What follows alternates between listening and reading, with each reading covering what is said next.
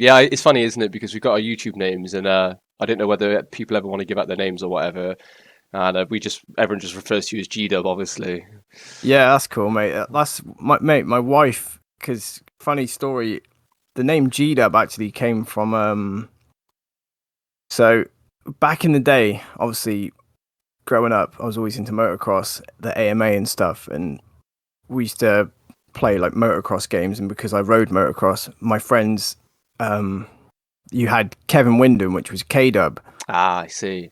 So one of my mates started calling me G-Dub, and then I started DJing, and then we were trying to figure out a name, and I'm like, well, just stick with G-Dub, and then yeah, it just stuck. So when I started YouTube and yeah, like an online gamer tag, I just called myself G-Dub MX because I was always into MX. Oh, that's perfect. Well, that is an epic intro to the podcast. So instead of me doing an intro, that's the intro right there. So hi guys, welcome to the 157 hour. This is episode 2, and I am joined by the legend himself, G-Dub. So thank you for taking the time out today. I really appreciate it, and welcome to the podcast. Yeah, no worries. Thanks for having me. I'm glad to be here. Yeah, it's awesome. This is something I've wanted to do for a while, and I wanted to get some high-profile guys on. And your name come up 2 or 3 times. I ran a poll. I spoke to a few people in the chat, and they were like, "You got to have G-Dub on." So the fact you've responded and come on is awesome. I was kind of expecting it to be like, "Nah, who's this kid? He's like starting a podcast. What is he about?" But no, I really do appreciate it.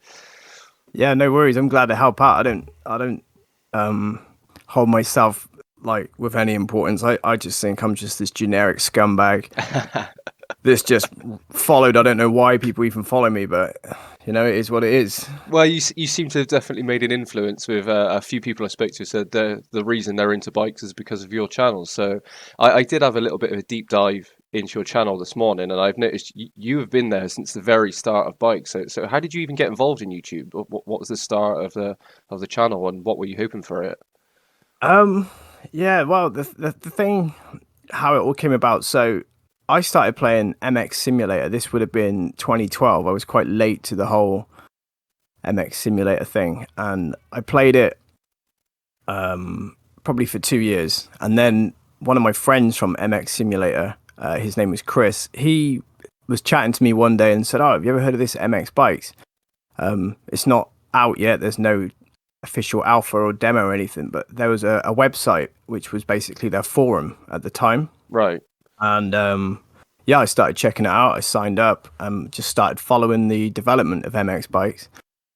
So at that stage, I just got on board. I was just involved with the community and going back and forth with the developers. And then the first alpha build came out, like which was then became the demo.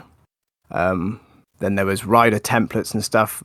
It's funny because they released the rider templates to create skins before they actually released the game. So Oh, right. I had downloaded this pack and started making skins and asked Snap, one of the developers of MX Bikes, "Oh, can you load this into game and see if it works?" And he did it and sent me screenshots, and yeah, it was all working good. So that's how I sort of just got into it, really. And then once I started playing the demo and then I bought the game when it came out, I immediately just thought, well, there's no videos for it because it's just came out. So I just started making videos. There was no mics. It took me probably, it must have been 2 years. I remember putting out a question on the forum saying, "Yeah, I'm weird about microphones, but what do you think? Is this something I need to do?" And everyone was like, "Yeah, you should do it." So, and it kind of just naturally progressed from me posting raw videos. I think my channel's probably famous for just the worst production quality known to man. It's just me running laps with just sound, and that's it. And then I just randomly end the stream because that's just how I do it. I keep it super casual, and so yeah, that's how it just developed. And I think because I was the only guy at the time doing it, that it just gained traction that way because it was literally the only channel doing it at the time. And obviously since the Steam release, it's just blown up. It's just crazy. So yeah, that's pretty much how I just sort of lucked into it, to be honest. That's how it all sort of came about. Yeah, so you were really there like right at the start, and that's pretty insane. I think I started playing from like beta 14, and similar to you, my friends played simulator right back in the days when they were at uni, like early 2000, late 2000, sorry, like 2008, 2009. And they tried to get me into bikes for ages, and I was playing Monster Energy Supercross. I was like, no, I don't have time for that. I don't have time. And as soon as I got into it, I was like, ah, fuck, I'm hooked. Yeah, Yeah, it's I've not been in it for crazy. too long, but is a fantastic game. So, what was it like early back in the day? What was the gameplay like? Oh, honestly, it's like from what it is now to what it was back then, it's just night and day. So I would probably love to like sit down and do an entire story about like the development and how it was from then, how it is now. So Sure. back then, the physics you just couldn't. It was so limited. So we had to make tracks based around the physics limitations. So that's why earlier Uh, tracks you had really small whoops because that makes sense. the way the suspension was, you just kept crashing. We had to really sort of gently, sort of, what's the word I'm looking for? Just gently progress the sort of Yeah. difficulty curve of the tracks as the physics progressed, and then the multiplayer aspect. I did actually have a bunch of multiplayer videos on my channel, but I had to just go in and set them to unlisted or private, or just delete them because these multiplayer videos looked horrendous. Like honestly, they were the worst. Like the warping and stuff, and it just looked unbelievable. I think I did keep one up there, so if people were to go and look, I think it was like beta 2 multiplayer.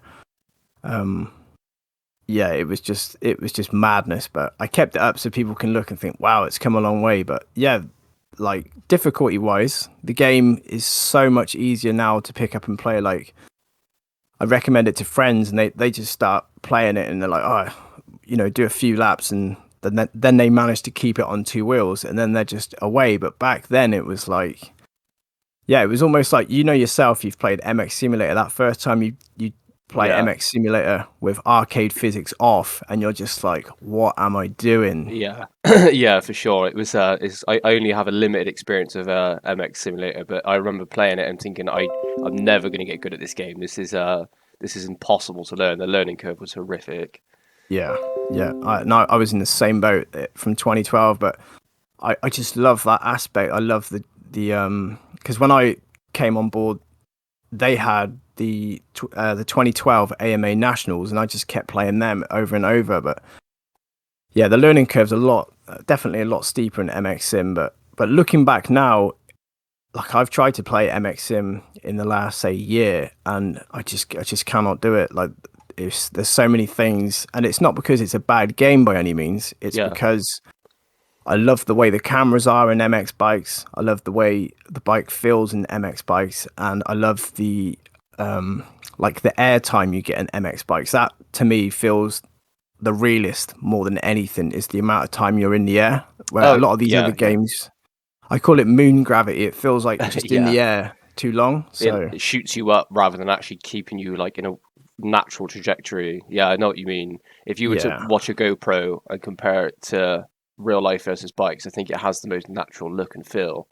yeah, it definitely does. Like I was saying, in I can't remember what I was saying. I was saying it last night somewhere to someone. It might have been on one of the community posts, but it's crazy. You get moments with MX bikes. You get these moments of absolute brilliance where you think this is incredible. Yeah. Like it looks real, but then you'll get those moments where you're like, what the hell is going on? Just But yeah, it's an independently made game though, isn't it? It's never going to be perfect, and how like considering how far it's come already is quite insane if you compare it to the new motocross games that are coming out. The MX Bikes blows them out of the water. Maybe not graphically, but in terms of gameplay, how it feels, and that you could in first person it feels like you're genuinely in the cockpit of a bike. It feels insane.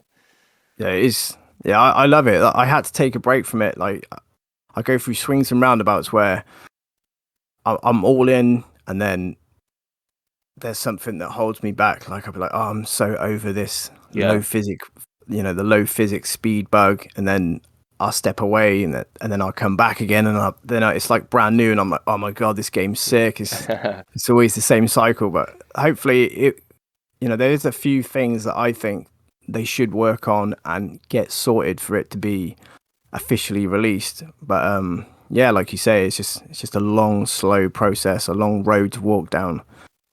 Yeah, for sure. The thing that fascinates me is one of my friends is a bit of a tech nerd when it comes to suspension, and the in-game settings for suspension, it's crazy how realistic it is to real life. Like, do you know who developed that and how difficult that was to develop that sort of suspension in game? Yeah, well, a lot of the, I would say a lot of the credit does go to obviously the main developer, which is Perboso. So the developers you have Perboso, who is the main developer, if you like. He's the code guy. Then you have Snap, who is the, he's like the, I don't know, the animation guy. He does makes content and stuff, and he's like more focused on like the upfront stuff that we would present to him. So if we came to him with some suggestions, he would work on it. Then Perboso would go away and just do like the coding parts. Right. So Perboso is a massive stickler on just pure simulation. Everything he does, he has to simulate absolutely properly. So Wow. he'll take real world data and make it try and work in game. So with regards to MX bike suspension, there was a modder. I'm not even sure if he's around anymore, but everybody knows Asdriel. Right. He's the guy that sort of pioneered the OEM bike packs, Yeah. and and this was literally what he was doing, and it's insane how well it worked. He would go onto, say, the Kawasaki website. He would download all the data for the bike, so the engine, the RPM stuff, ignition, suspension, like you name it. He would get the full specs and like the dyno data, Wow. and then he would then go into the config files of these bikes, and then he would just set it all up as if it were the real bike. And I think with some trial and error and some workarounds due to the limitations of the engine that MX Bikes runs on, he managed to just get the bikes feeling like the way they are. So a lot of credit also goes to Asdriel, because his efforts and study of all that sort of data. I think Perboso tapped into that and said, look, come and help us out a little bit with regards to the suspension, because your bikes feel great compared to ours. So it's been they have sort of relied on a few key members of the like the early community, basically, to really get it is where it is today. So yeah, Yeah. that's pretty much. Yeah, definitely. That's incredible because me and my friend a few months ago did the 250F shootout, and because we loved watching like the professional 250F shootouts, and we were blown away by how different the bikes really were. Like the Suzuki had the characteristics of a Suzuki. It was kind of like middle of the road, not much power, suspension was okay, and we went through the bikes and we were like, this game is nuts. Like we can tell the difference between the bikes, and that just goes to show how much work those guys have put in, which is absolutely insane. Yeah, it really is. Like, it's crazy. Like the Suzuki we found. So we were running it last year. We did a Supercross series before the COVID stuff started, and I was running a Suzuki back then, and it lacked on power, and Yeah. the stock suspension was, it was rubbish. But once you had it set up, it was just a great bike. Like you had to ride it in such a way where you just relied on handling and suspension, so Yeah. you didn't have the power to get you out the stuff. You had to basically carry your momentum and make sure that you just were dialed in your riding. But the bike handled amazing. But yeah, they've all got, like, I own a YZ250F in real life, Yeah. and when I ride the one in game, like I can totally see the similarities to the way it is in real life. It's crazy to sort of to say it like that, but if I jump on a milestone game and ride a Yamaha, it's just like, Yeah. yeah, they're just all the same. Yeah. Have you played the new MXGP 2021? No, I refuse to. The last one I got was MXGP 2019, and even then I Yeah. was like, yeah, this is just like I was on board at the start, because the first one came out in 2014. Yeah. And that was the one I played the most, just because there was nothing like it. The only one before that was their game called Mud, Yeah, I remember.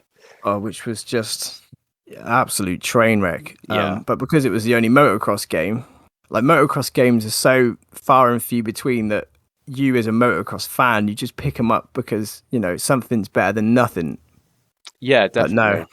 Yeah, I've seen all the reviews of that new one, and just rinse and repeat, same old stuff. yeah, and I was gonna buy it and upload content, but I was like, I'm not gonna make content on something I'm not enjoying because it will show through in the videos, and it's such a Exactly. shame because I want the game to succeed because our sport is such a small sport. I want people to pick up a game and think like, wow, this is incredible, and they have the resources and they have the team and they've had years and years and years to develop something. I'd like to see them go down that Formula One route where you can build a team, develop parts, hire engineers, work your way up through with some form of longevity and a scaling AI from arcade to sim. And that could be Mm. doable. And unfortunately, that's not the case. And when MX Bikes is just absolutely destroying it in terms of physics and everything else, it's a real shame because they're going to lose their fan base if they carry on like this. Yeah, sadly, it's the climate. They see it as you know, I don't know anyone over there personally, but this is just business of today, where all they care about is selling. They don't care about what the product actually is. Yeah. They just want to sell it. So most kids will just buy it and play it and be oblivious to you know, those little things that we love. They don't care about it. It's just money to them, sadly. It's just a business, and Yeah. that is the sad reality. But with, you know, like indie developers, excuse me, like Paboso, Snap, the MX Sim guys, and whoever, any indie developer out there, they're gamers as well, and they're into, you know, the same things as us. So they want to eliminate those little things that make those milestone games just horrendous. They want to get stuff pin perfect, but Yeah. you know, it's just, everything's money. Everything involves money, and when you haven't got it, you know, it's hard to, you know, really go all in like an EA game or something like that. Yeah, exactly. Like I can't imagine the guys behind MX Bikes have anywhere near the resources. But where do you see MX Bikes going? Obviously it's not perfect. What would you like to see kind of develop in the future for it? I've got a long list of things that I think I think in order for it, you know, and this is me, like the way I am, I'll always be honest about something. So I won't try and, you know, cover something up Sure. or dance around something. I just say it the way it is. And even the developers, I've spoken to them on a personal level since 2014. So they sort of go back and forth with me, asking my opinion on stuff, or and just checking in. Is I'm quite lucky to be in that position, really, where they kind of count on me and a couple of others as their like go-to, um I don't know what you'd call it, like advisors, if you like. Yeah. But for me personally, I think they definitely need to work on that multiplayer syncing issues, because MX Sim is hands down like night and day difference when it comes to it's like syncing. Like you can jump on MX Sim with like 20 people in a race, and I don't even remember seeing like the warping and people disappearing and like the syncing issues. But they definitely need to work on that. I think more content is always good. You know, I would love to see, and I know people would say I'm nuts, but I would love to see AI added. Do you know, I'm in the same camp as you, especially for a beginner, because I know you can ghost yourself in practice times, but I would love to see that because it would flesh out lobbies as well. If you've only got 5 people in, you could fill out a gate with AI, and it would add a lot of a lot of epic racing to the game. I understand that would be an incredible task, but I'm definitely in that camp as well. Yeah, there's just massive limitations with AI, and I think that's what makes the milestone games so sort of generic and rigid, is the fact that they have to build the games based around the AI's limitations. And you know, that's why all these games, you fire them up, you start on like medium settings and stuff just to get used to the physics, and then you realize you start smoking them, and then you're putting them on the highest difficulty. The AI take these line choices that you wouldn't take, or they just don't break when they should break, or they Yeah. break way too early. Just it's the usual stuff. But I think most racing games are plagued with it. There's only a couple of sort of indie racing sims that have really nailed the AI, but I think making AI for road-based games is way easier. I Yeah, think a lot of stuff's way easier than the motocross genre itself. So, yeah, but there's a long list of stuff for MX bikes. I think could do with polishing up, rendering. That I think that's a big thing for me because I play at 1440 and I feel like I get a meter up towards say a rut or a berm, and then you'll see terrain start to spawn, like yeah. render in front of you, and you're like, this is so. I know it's a computer game, and people say it breaks immersion, but it does break that immersion when you're in that flow of like looking at your next corner, what line you're going to hit, and then it spawns. You're like, oh, I didn't even know that rut was supposed to be there, but here it is. Yeah, yeah, definitely. I played on the new Razzlevania MX the other day, which I absolutely love that track, and it started so much of it renders in front of me, and I was like, God damn, I hope this gets sorted Mm. because you're like, as you do, you look ahead to your corner and you're like, oh right, there's a rut there now. I didn't see that. Yeah, yeah. Which obviously that's part and parcel of the game, and I'm sure that'll be developed. And but one thing I seem to struggle with, I don't know if it's because of the servers I'm in or whatever, it's quite difficult to get an online race going. I find unless you're in a Discord group or you're on a dedicated server, if you're just casually looking for a race, it can be Mm. quite difficult to find one, which I think could hold the game back. Yeah, I think that a lot of that comes down to I think there's so many factors at play in that is the time of day, the skill gap involved. Because if we set up a server, we jump in and say there's 10 of us in the server, and then three more people join.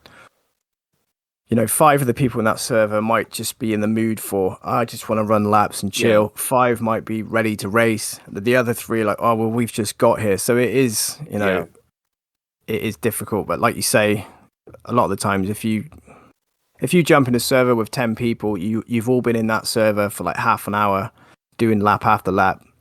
I would say 8 out of 10 times once you put a vote up, people are like, yeah, come on, let's do it. And that's what it's all about, isn't it? Really, we're yeah, all here to train, to race. yeah, yeah, for sure. I wonder if there was a possibility you could have, I know you've got dedicated servers up at the moment, but like a good rotation that where you have, I don't know, every week 10 tracks come up and in 15 minutes practice a race starts regardless of who's in it and then comes back out. But I guess the limitation would be on hosting those servers and everything involved with that. I know they were talking about, and I think it's already a thing. I've never really checked into it because I'm guilty of being one of those guys that just jumps in, wants to run a few laps. If a race starts, yep, I'll start the race and do it.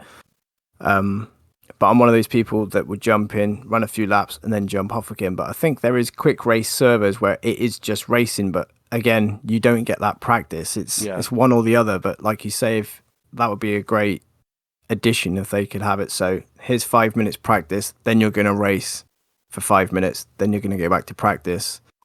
Yeah, that Yeah, would be cool. yeah, I think that would then you know what you're going to get when you sign up to those servers then. And if you have just pure practice servers that you can't race in, you kind of pick your mood on what you want to do, which maybe that's something they could implement. And the track rotation would be really good as well. Like I love the stock tracks, but I'm like, oh, okay, we're on Winchester again, we're on this again. Because if you host unless you've got someone with you that will join up or host a deddy, you might put something on, I don't know, Glen Helen, and no one might not turn up for 45 minutes. So you're like, I wish people would join this one.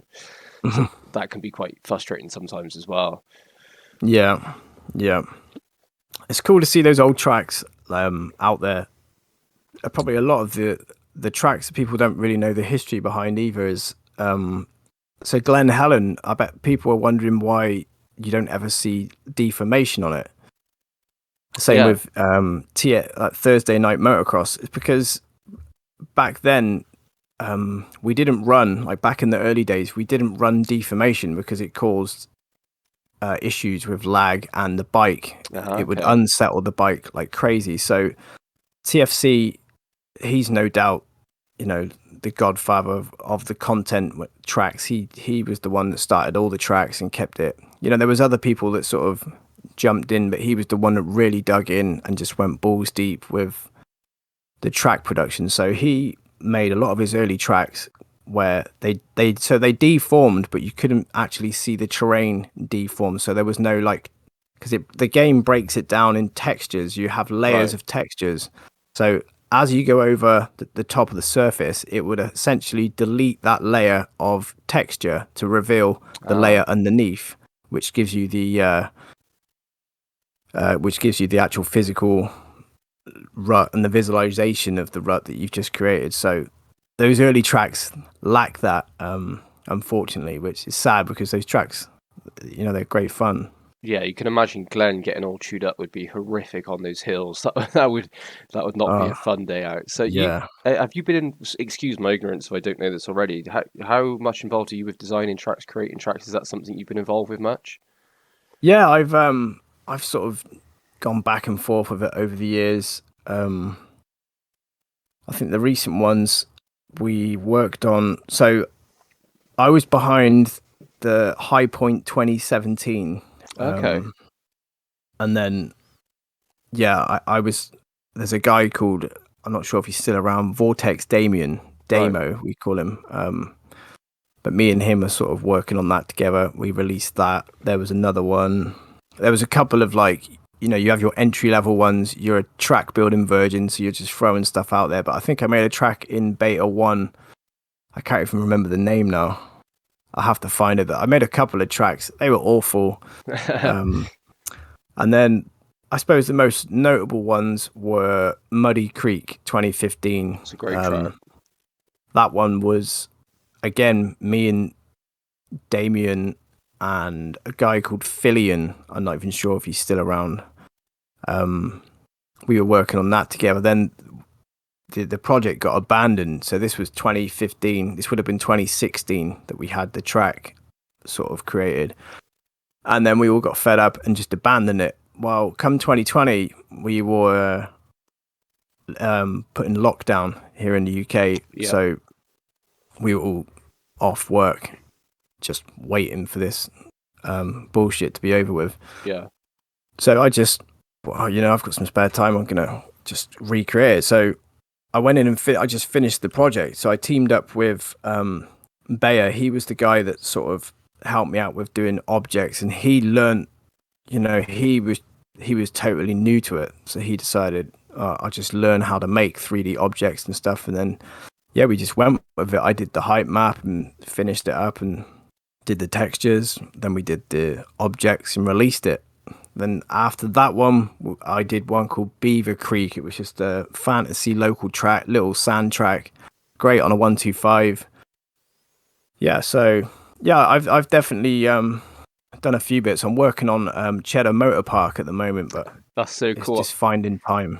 I haven't told many people this, but I rode back in the day on an old 252 stroke, and I've always wanted to ride and race. And my first and only race I've done was at Cheddar.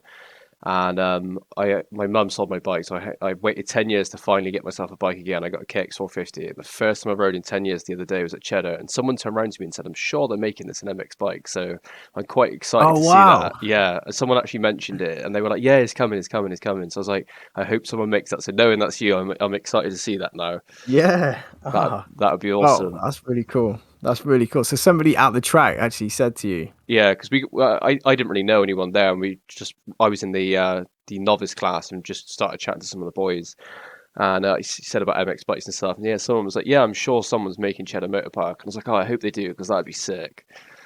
Yeah, we it's funny. So I suppose we set up this MotoX collective project, and we've got so many really cool ideas coming out. And I know there's little bits and pieces that have been done before, but the way we're sort of taking this on is just with a real casual, laid back, and almost with a comedy vibe. So we're not going to overproduce our videos or anything like that.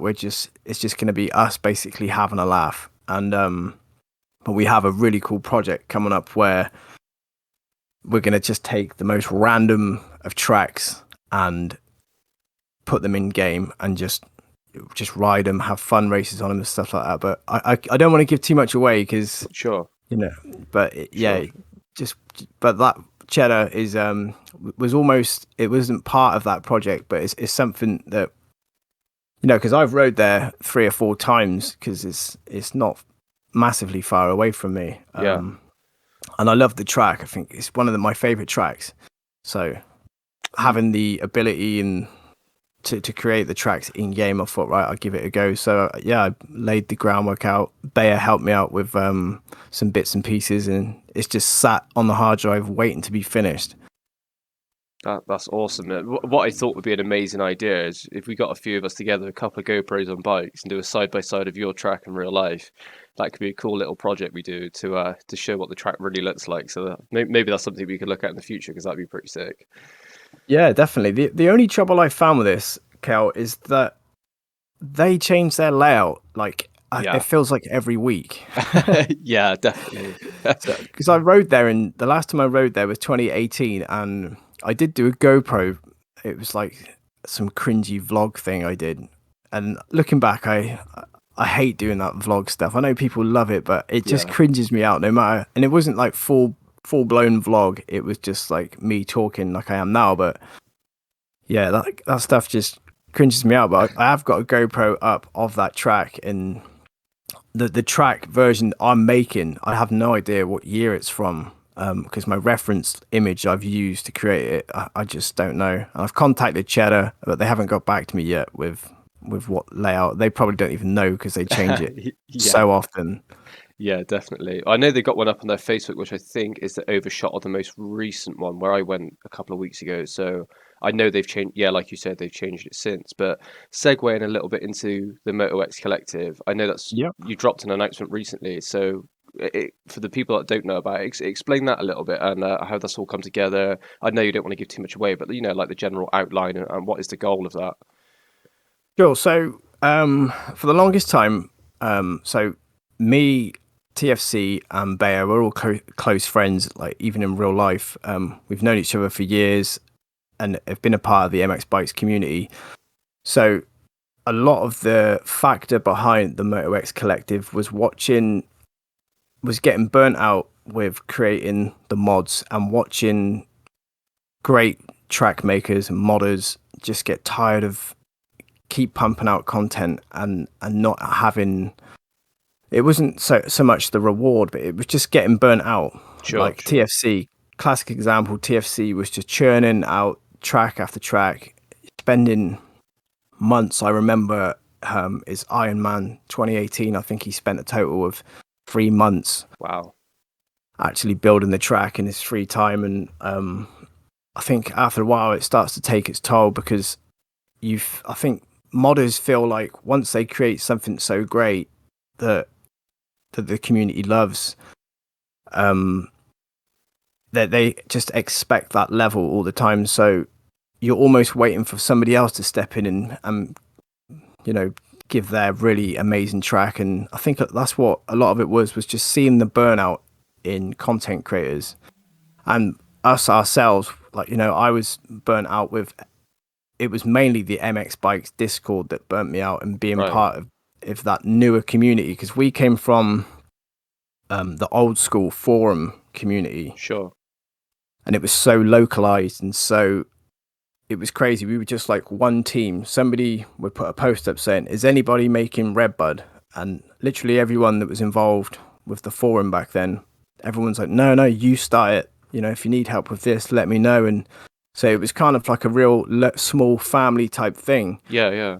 And obviously with the Steam release, that kind of just opened it up to, so you've got like 100 different communities within them mxbikes now, and so you're just out of loop with everything. You've got one side, it's like doing a tug of war, but one's pulling one way, one's pulling the other way. You're trying to get the same goal. And so we were just tired of feeling burnt out with it and seeing other people, fade away. People like Fat Muppet, who've created these insane tracks. Yeah.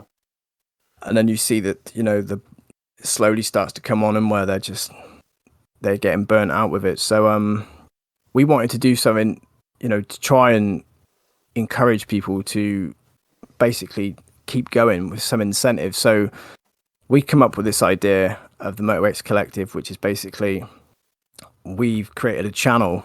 Well, we actually hijacked TFC's YouTube channel, and the sort of premise behind it is, so we ride your track. Let's say you, as a creator, creates a track that we love that hasn't got ripped objects in, or and it meets our criteria of what a quality track needs, we would feature this track in a video.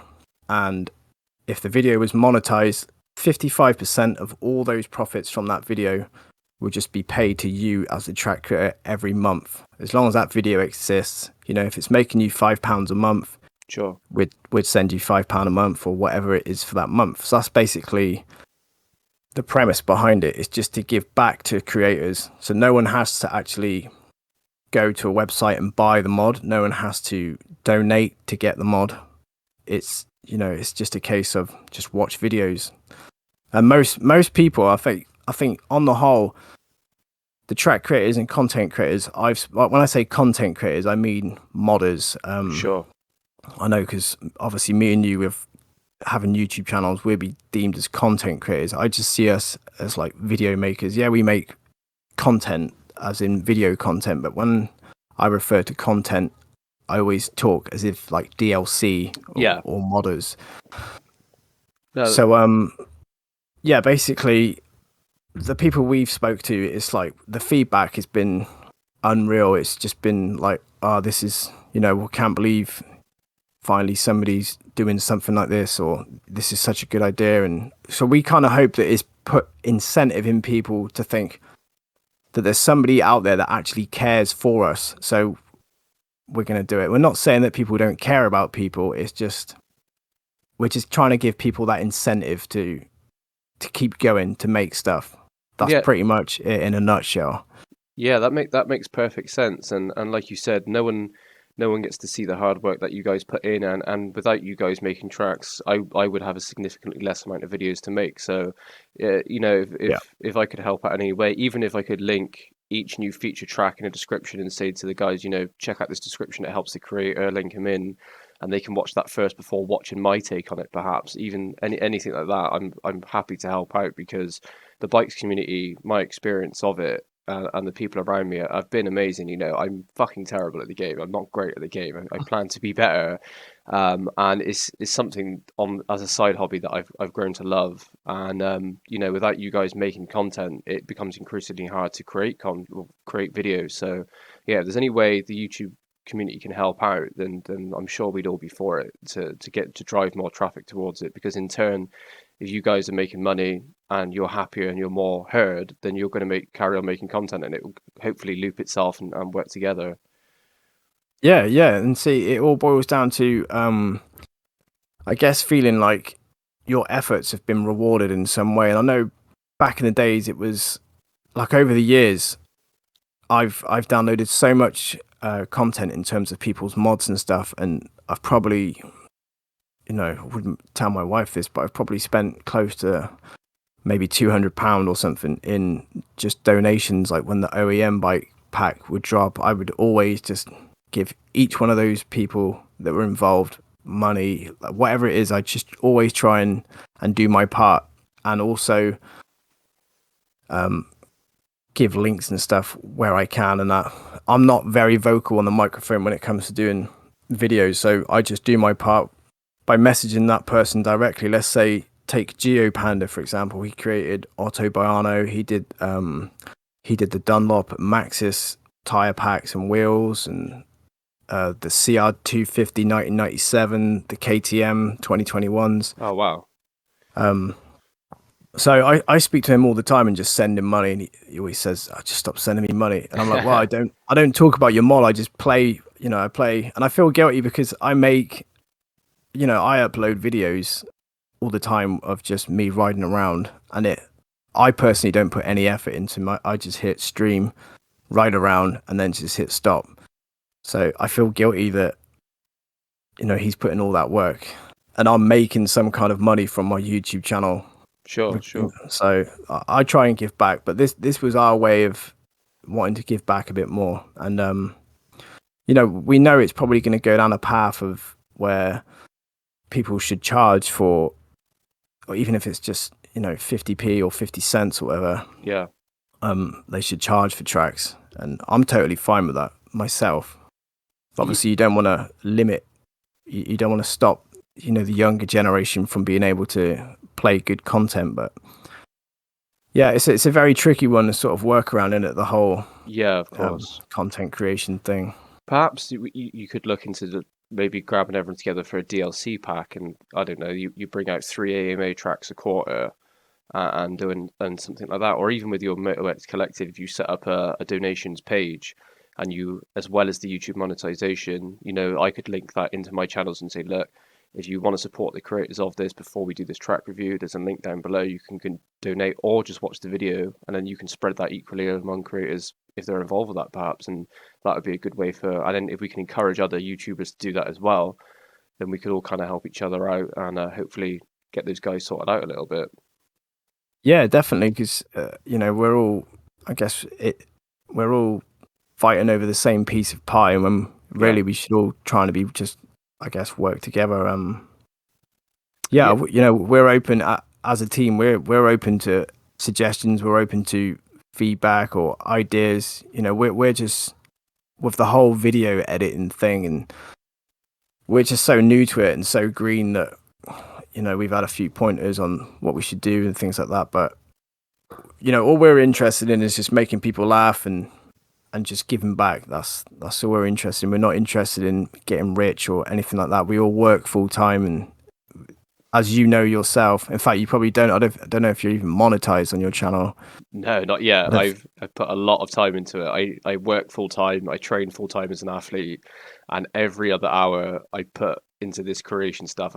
For about a good 6 months now, and I'm like, nope, not making a penny yet. But it's not about the money. But I enjoy it. But it's a lot more time than people give it credit for.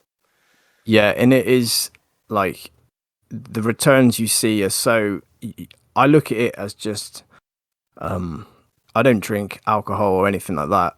But I just look at it as it's just an extra bit of change each month. Like the money I've made from YouTube is just like if I make, like, say one Christmas over the course of 3 months, I had made like $100. So I bought myself a pair of secondhand Alpine Star Tech 7 boots off eBay with that money. Yeah.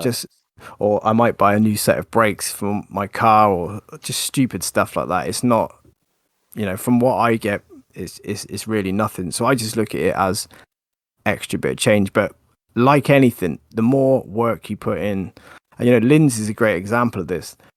He's absolutely dedicated to his channel and putting content out there, and and it shows. So the more you put in, the more you get back out. So the more time you've got to sink into it and commit to something like that, the more rewards you'll get back. Yeah, 100%. And he is, like you said, he's a great example. I think we started around the same time, and his channel is just absolutely rocketed. And I'd love to get him on here to hear his take. I don't know if I'd even be able to get into contact with him, but yeah, he's just kind of got the whole package when it comes to MX bikes. And it's funny, the other day I was just about to release a video for the Coral Bay track, and I spent loads of time doing. I got some funny clips, and I turned around to my girlfriend and I was like, am I going to release this now? But even if I do, I guarantee Linz beats me to it because he's such a machine. And we both had a laugh about it. And like 30 seconds later, it was like Linz uploaded a video of Coral Bay. I was like, oh, that dude just doesn't miss. He's like on it constantly.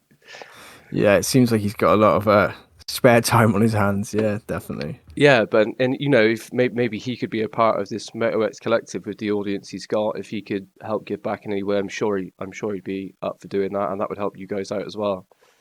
Yeah, like I said, I'm open. We're open to suggestions and ideas. If anyone wants to reach out to us, reach out to us. We're more than happy to hear you out and go back and forth and stuff. Sure, and I'll make sure to link your channel and the video in the description below. So if you guys want to click that, check it out. It always helps out. Even just watching it, as you guys are monetized, that helps out. So just by watching it would be a massive help. And just to segue a little bit here, I know we're motoring through time. I'm guessing you watch motocross, supercross. Are you more of an AMA guy or are you more of an MXGP guy?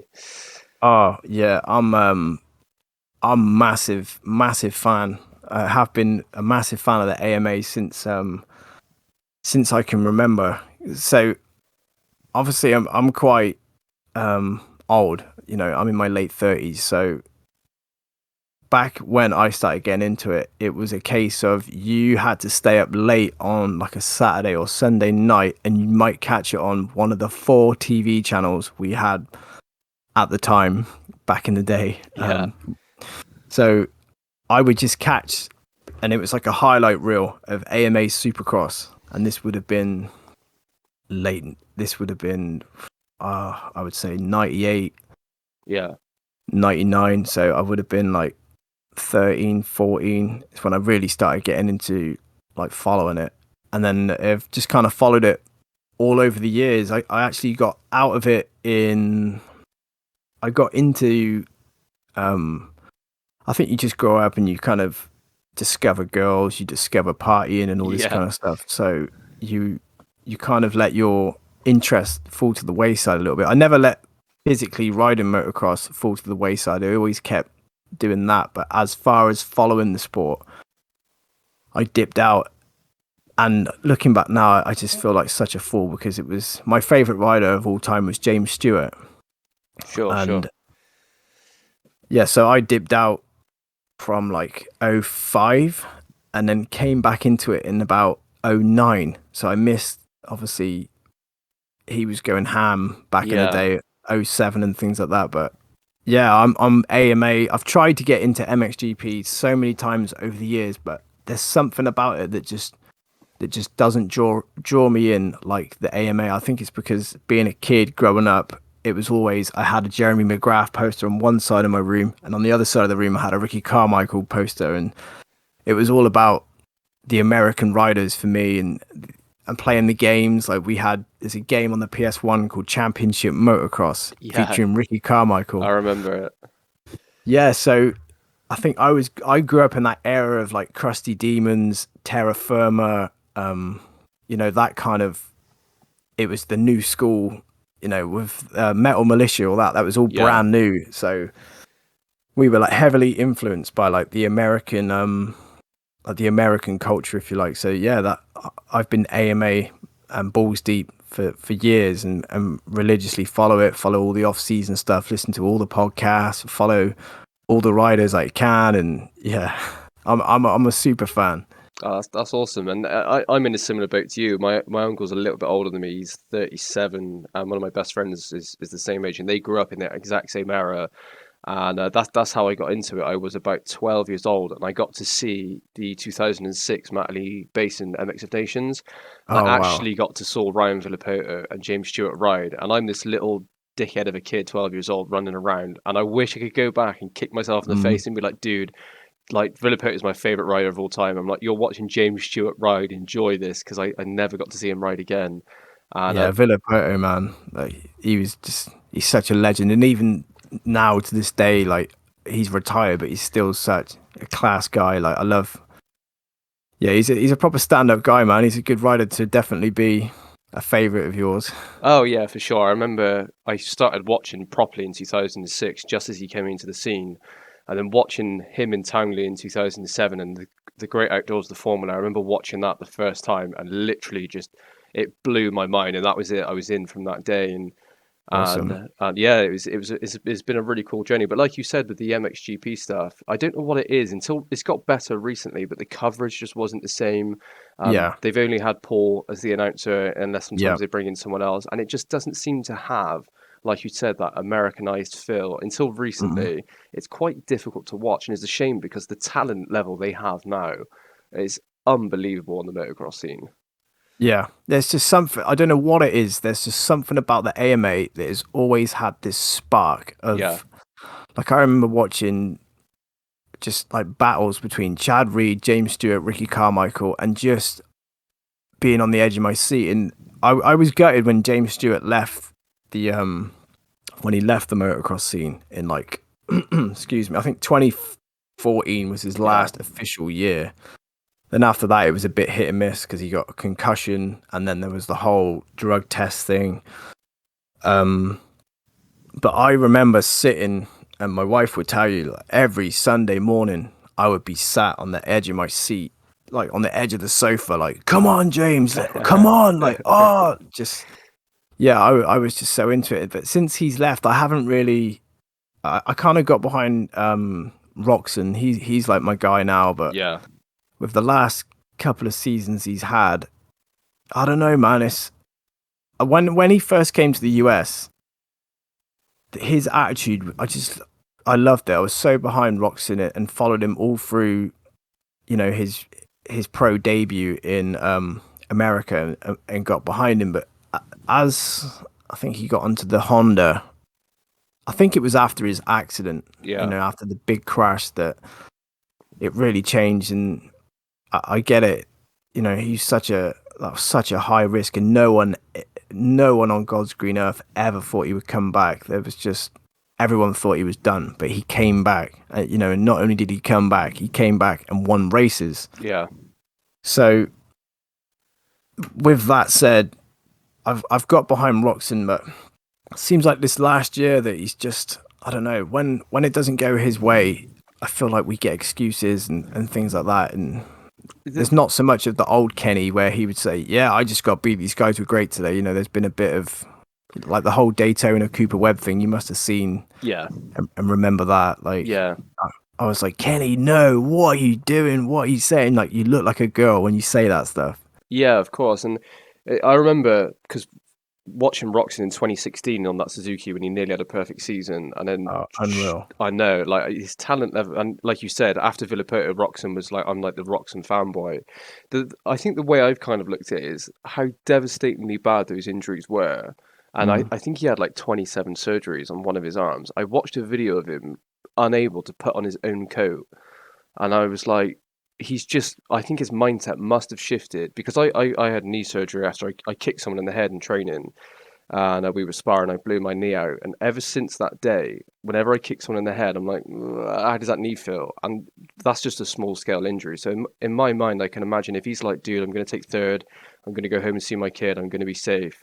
Yeah. I think he must have, the years of all the drugs he's had and the surgeries. I think the fact, like you said, he's even on a bike is insane. But I want him to win that Supercross title and just go. I want him to win it so bad, just to get it done.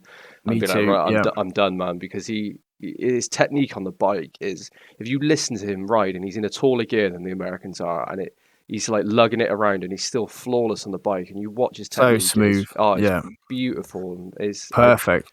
I'd love him to pull that out of the bag, and I don't know who's going to win it this year. Have you got any inclination who you think's going to pull it out of the bag?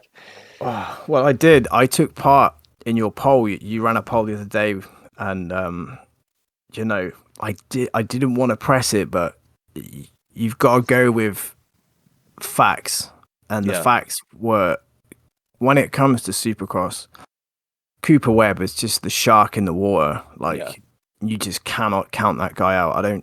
It doesn't matter how bad of an outdoor season that he had, and I know he sort of came alive a bit towards the end of that season. I think they sort of, from what I hear, they took something off the bike. There was some kind of brace on the frame that they managed to take off, which freed it up a bit. But I think he comes into Supercross with just the eye of the tiger, and you can never bet against him. And I just think he's got that mentality to see it through, and it's won him two champions. Is it two championships he's got? Yeah, two. So I honestly think Tomac, it's unknown on that Yamaha, but apparently he's got a lot more freedom in terms of what he can do with the bike on the Yamaha. But again, is it a case of he's had a kid, the risk has gone up, he just and I get it, I totally get it, but I honestly think I would love Roxon to win. I would love Tomac to win again. I'd love Jason Anderson to win again, because I love that guy as well. But I think if you're going to put money down, I would go with Webb.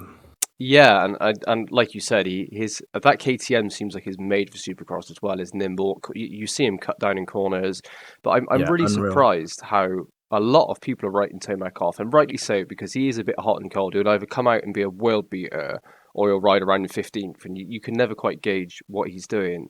But that Yamaha team has really turned the corner with Ferrandis and the 250 guys, and I wouldn't be shocked to come out and see him do well. But the class is stacked. You've got AC, Sexton, Roxon, Webb, Tomac, Ferrandis, and the list goes on. To get a top 10 in the start of the season, you've got to be an absolute badass on the bike.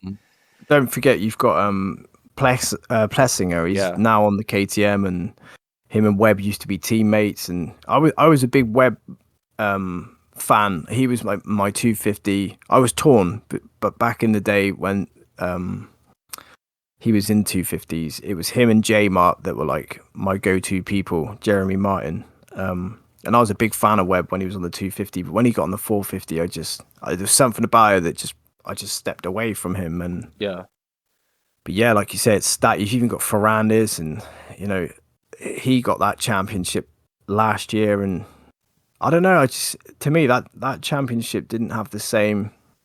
I think that bike just was it the Supercross or the outdoors. He won the outdoors this year and in pretty convincing fashion as well. He pretty much straight up smashed everyone. Yeah, that was unreal. But you know, I think people and a lot of the I think this is where a lot of the people being surprised, and you hear it on like the podcasts and videos and stuff about Ferrandis being the rookie. I hate it when they use that term rookie. Yeah. It's like Ferrandis he's you know probably more experienced than a lot of those other 450 riders in the sense of like he was massive MXGP. He was phenomenal MXGP rider in the MX2 days before he even went to the US. So he had more than enough experience and credentials to. But I get it the way they do it. It's like when Zach Osborne went 450s, like, oh, the rookie Zach Osborne. Yeah. It's sad to hear that he's retired now. I've heard his back injury is so bad, and I didn't know whether this is true. I listened to it on the podcast the other day. He stepped away from the bike to say he can't perform, he won't take their money, but what a riding coach position, which obviously Zach has ridiculous experience, he'd be amazing at, and they turned him down, so he's out, he's done, which is really sad because he was, how old is he now? He's 30, 31, isn't he? And the speed he come back with after the GPs and how he turned his career around is unbelievable. That was a great story to follow, that one. Definitely. Yeah, and he's a likable character, so I'm sure a lot of Europeans have kind of adopted him as the Euro American because he was in the GPs for so long.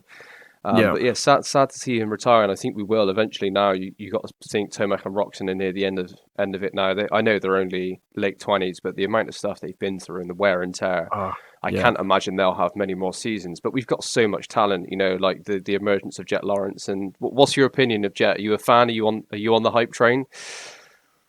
Yeah, I see. I love Jett. I think he's great. I love his attitude, his technique. You know, I think he's the real deal. And it's the thing that attracts me most to him is his attitude. Like, there's no fucks given whatsoever. And that's what I love, is that it's almost like it's like a young Chad Reed. But yeah, I'm on board, man. He's great. Don't get me wrong. Like, I know people compare him to James Stewart, but you can't. No. I think James Stewart was his own deal in the the lights days when he was on the 125, and he was his own person. And I think even Jett would say, yeah, there's no one like James. No one's done it like James. And yeah, I'm on board with Jett. I think he's definitely going to be a superstar. He's going to be the next kind of like Travis Pastrana level type rider. Yeah, for sure, and the pressure he must have on him is ridiculous of being that young. But I listened to him on Steve's show on the Pole MX and the Gypsy Tales podcast, and his maturity for his age and how he's been brought up and stuff, and is really quite insane to see. Like, how many 16, 17-year-old kids speak like that. So yeah, I hope he does well. But the talent pool in that 250 class as well, and the level of the game coming now, everyone's on a program, everyone's on a structured team, everyone's going to be a world-class rider. So it'll be, like you said, I don't think anyone can be comparable to James, because he changed the sport in so many ways and brought so many eyes to the sport in technique and presence and just all-out speed. I don't think you'll get that today. I think after both the Ryans retired, I'd be surprised if you had a dominant presence that could back to back constantly in Supercross and motocross, because the talent level now is just unbelievably high. Yeah, it really is, and it's kind of I don't know, it's kind of sad in a way, because you always look out for that guy that can just. And I thought that Tomac would be that guy that would fill that position, but yeah, it hasn't worked out. It's funny you mentioned James. I've got this it's sat on my desk for years, but I've actually got this James Stewart bobblehead toy. not a toy, but like a model, and it's 259. I'll have to post a picture. I'll send you a picture so you can post it up with this podcast or something. But Yeah, so every time I chat about him, I look at that thing and think, yeah, man, he was sick. I hope his brother does well, because Malcolm's now he's switched to the Eldon Baker program on Husqvarna, hasn't he? And he's had a bit of a not an up and down career, but he's obviously never come close to being anywhere like his brother, and he's not going to be. But it'd be interesting to see how he does this year, because he has some amazing speed, and when he's in shape, he can definitely podium a Supercross if the right conditions are met. Yeah, I always think it's with him. I always think it's just his fitness that's held him back. Not maybe because he's lazy or doesn't train or anything like that. Because mate, the guy's stacked, man. He's a big guy, and I think it's harder for the big guys to really whip it up. Because if I weigh next to nothing, so I jump on a bike that my friend can jump on and go a lot faster than him, only because I weigh less than him. But yeah, that like comparable. Because James is tiny. He's apparently he's not super tall, or where Malcolm is like complete different stature, complete different build and different weight and stuff. So yeah, I really do hope it works, because he's phenomenal to watch as well, man. Oh yeah, for sure. And I'd love to see James come back in any fashion in the sport, because everyone would. I seen him. He hosted some day with the Deegan guys. He hosted like a James Stewart ride day, and you saw him come out on the Honda, and I just that spark was like, oh my god, he's on a bike. And I'd love to, even if he come on a podcast or just waved at the races. And I know he's had some struggles in the past of being involved, but I'd love to see him come back in just some capacity, just to because he's a great person in the sport. And that number 7 on that Honda as well. It's just like I love AP to death, but when you see the 7 and James sat on it, you're like, man, the good times. for sure. Right, we are already smashing that hour already. So before we finish, where can we find you? What have you got coming up? What can you reveal? And what's the plans for the future?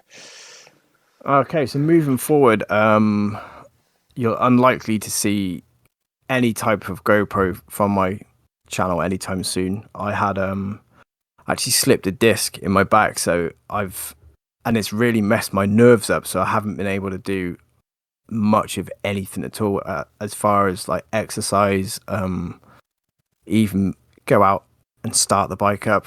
Oh, wow. I can't even maneuver it around yet, so it's really sort of knocked me back. So as far as physically real riding, that's not going to be for the foreseeable future until I get this back issue sorted. Sure. As far as content, I'm just sort of all dialed in with the MotoX collective at the moment. That's going to be our main focus. We're trying to get get a few videos stacked up together to release steadily over the coming months. But we got some really cool projects coming up that I think a lot of people are going to be like, this is amazing. We're going to just try and bring something different in terms of fun and just bring people together again in terms of having a laugh. And because at the end of the day, we're all just playing games. That's all we are. We're all just fully grown men, or teenagers just playing computer games, and we don't ever take it too seriously. We know there's like a pro rider scene and all this sort of thing, but when we hear that, we just chuckle because we think this is crazy. So yeah, we're just dialed on with that at the moment. We've got a few videos. We had a video drop, I think it was yesterday or the day before. I'm not sure when you're airing this, but we have this guy who's part of the MotoX collective. We got him on as a rider, so he's like our test rider. The sloth. Yeah. So he's, we've just done a video with him that's gone live. So we're basically we're just trying to get more involved and engage with the community more, where we put a video out and then let people go off and respond to that video and come back with their answers or their lap times and stuff, and just get some like light-hearted comedy and stuff going with the community. But that's our goal at the moment. It's just we're working on that, and we've each got projects, each member. So me, Bayer and TFC have all got our own little like side projects of what we'll be working on. I know TFC is going to be coming with a bunch of real helpful like tutorials on how to like for track building and things like that. And I know Bayer's working on something that's mega, and I think it's the last thing, he did the sound pack that everyone's got, right. And he's working on something that's like mega times 10. It's the same. It's going to be sounds, but this is going to be like, honestly, it's never been done before. I don't think any computer games even tackled what he's attempting to do. So that'd be something to watch. So yeah, basically keep an eye on the MotoX Collective. It's a small channel at the moment. We're not hoping to become rich and famous. Like, none of us want that. We just want people to enjoy what we make and just to basically bring everyone together again. So that's our goal. That's where we're going. That's how we're moving forward. Oh, that's awesome to hear. We need more people like that within communities like this, because it can very quickly go the other way. And you guys have been there since the start, so yeah, it sounds awesome. I'll make sure, as I said, to link everything in the description so everyone hopefully can check out. If you've made it this far in the podcast, I hope you have, because this was a great, interesting conversation. And a massive thank you to you for coming on today. I know you've given up some of your time today. The sun's actually out in the UK, so we've probably missed all of it within that hour. It'd be dark in a minute. Yeah, exactly. But no, I really do appreciate it. Thank you for taking the time. It was great to get to know you a bit more, and hopefully we can do this again sometime. If you've got developments, and you're always welcome back on. If you want to bring someone on, maybe some of the developers or anything, it'd be fantastic to have you back on again. Yeah, I appreciate you having me, and I'll be happy to come back on again. There's so much stuff we could talk about. I could talk about racing all day long. So yeah, thanks for having me, and I look forward to coming back on. Yeah, perfect, buddy. Yeah, I had like 9 or 10 points on a list in front of me, and we only got through a few of them, so there's definitely room for more. I'd love to talk about the British motocross scene and all of that stuff. So yeah, another time we'll get together. And I enjoy the podcast. It's been great. I was a little bit nervous to talk to people at first because I'm not shy of talking, but I want to make sure it's right. Let you guys talk and have your thing. And this is only episode 2, so hopefully it will only improve from here. But no, I really enjoyed that today. Thank you. Yeah, brilliant. Good luck with the podcast and the channel and stuff. And yeah, I'll repost and do what I can to help you out. And I just want to try and help other people out and be helpful. So I appreciate you having me. Yeah, perfect, mate. All right, well, thank you guys for listening. Thank you to GDUB for coming on, and we'll catch you guys later.